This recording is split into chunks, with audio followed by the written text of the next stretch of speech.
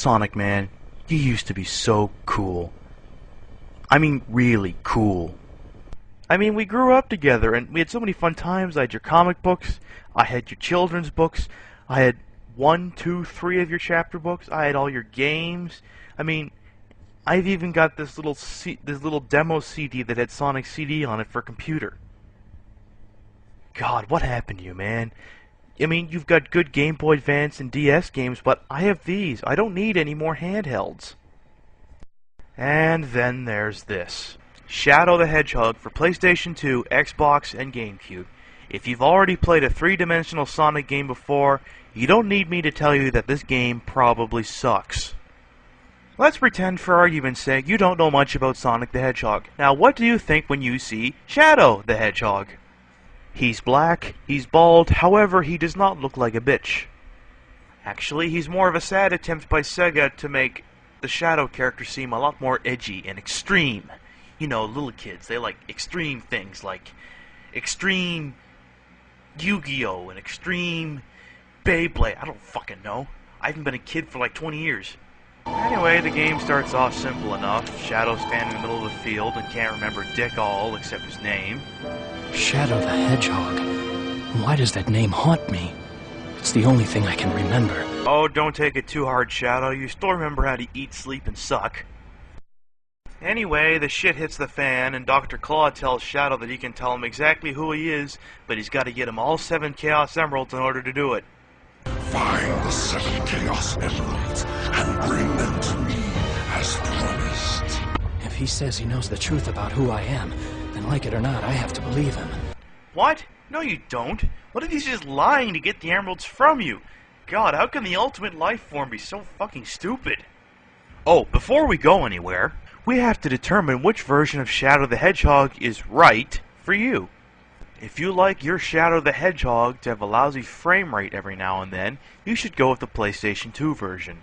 If you like your Shadow to have even worse controls, worse camera, and the inability to control the second player, you should go with the Xbox version. And if you've got a GameCube, well, if you've already got Sonic Adventure 1 and 2, you may as well finish the set. Anyway, you always start out in Westopolis. Did you forget that already?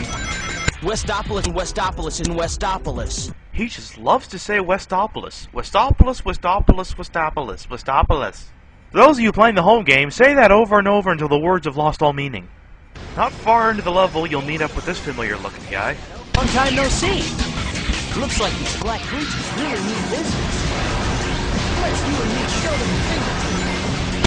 Sonic will play the role of Player 2, much like Tails used to do in Sonic 2 and 3. Except in each level, you have 2 different Player 2s to choose from.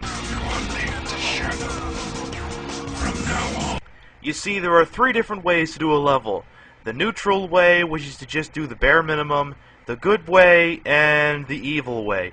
This would be okay if the Player 2 characters weren't constantly trying to change the objective you're trying to accomplish. If you're working for Sonic and then the Doom's Eye guy decides he wants you to do his thing, you have to switch back to Sonic in order to keep doing the good objectives. The whole objective thing was a nice idea, but it's executed poorly. It slows down the gameplay and then it compounds the other problems that Sonic games in 3D have already had. So instead of running really fast from one end of the level to the other, which seemed to work just fine for every other Sonic game, you now have to run around, argue with the camera, and kill X number of enemies strewn throughout the entire level. And if you miss one, you gotta run all the way back and get it again. Oh god, cars. Okay, this is the part of the game I like to call, if it looks really good in an FMV, you can't do it. You see this really cool looking move? No, you're not doing that in the game. Deflecting bullets that people shoot at you? No, you're not doing that either. Sega oversells the character. Like other cool people, Shadow can kick ass and take names, but unfortunately, much like Vincent Valentine and Albert Wesker, once you get to controlling them, they can't do shit. And if he's the ultimate life form, why does he need guns and cars? It's like they forgot who he was, and then they just turned him into this extreme guy that everybody's supposed to love because he's so extreme and edgy with the guns and the cars. You know what? Let's get off the first level. Hey, Shadow! You saw him too, didn't you? Those black creatures floating around here? Time to clean house and do a little exterminating. Get rid of these annoying aliens. There's a... Get rid of these annoying aliens. Get rid of these annoying aliens. I'm sorry, why does Knuckles sound like a New Yorker with a hint of Waka? I became a guardian to fight sin, yeah? Still, he's better than this partner. Oh, Shadow, I'm so glad you're here. Cream went into this weird-looking castle and she hasn't come back out. Will you go in there with me to look for her? Anyway, yeah, the controls aren't, good. Would you fucking get down from there, Tumorhead? If I'd honestly known that my favorite character from my childhood was gonna degenerate into this, I would have taken up another hobby. What goddamn member of Sonic Team woke up in the morning and thought this was a good idea? Weapons are useless. All you ever do is hit the A button to jump, hit the A button again to attack, but then you go and you miss, and then you die. The partner characters are always fighting over whose sets of objectives you're doing. Why can't they just both be displayed on the screen? There's plenty of room. When you get hit, though, you only lose 10 rings. And that's like the game. It's like the people who made the game admitting, you know what? We fucked up. You get hit way too often. Let's make it so you can get hit a little more often before you die.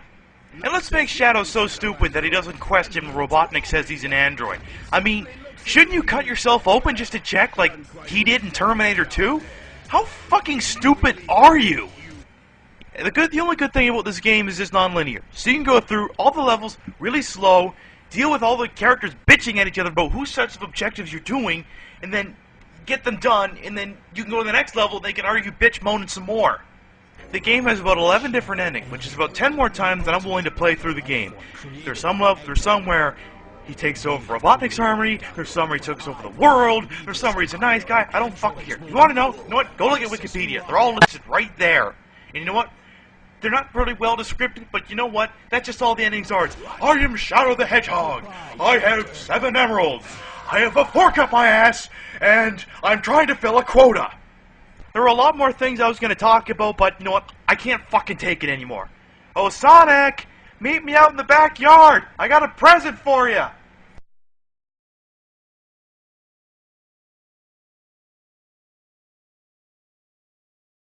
Okay, Sonic. Turn around. Come on, Sonic. Turn around.